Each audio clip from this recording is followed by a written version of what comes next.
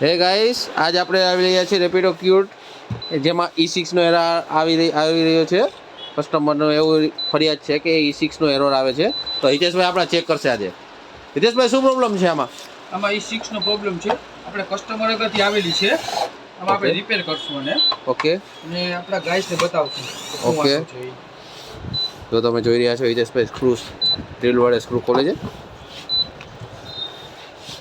હિતેશભાઈ શું પ્રોબ્લેમ છે આમાં? આમાં પ્રોબ્લેમ છે ફેનનો. અચ્છા, ફેન ફરતો નથી. ફેન ફરતો નથી. આપણે ફેન ચેન્જ કરી અને જોશું. ગાઈસ, હિતેશભાઈ ઇલેક્ટ્રિશિયન છે એટલે ચાલુ લાઈને કામ કરે છે. કૃપા કરીને તમે કોઈ ચાલુ લાઈને કામ ન કરતા, મહેરબાની. Safety is best. Okay, Hiteshbhai પંખો લગાવી લીધો છે.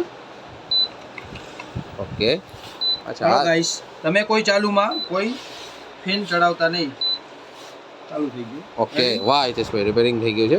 હિતેશભાઈ એકવાર ડેમો કરીને દેખાડી આપો તમે મને. ઓકે, ફેન આપણો ઘૂમવા લાગ્યો છે. જે પેલા ફરતો નતો એ આ જૂનો ફેન છે આપણો, જે ફરતો નથી. ઓકે,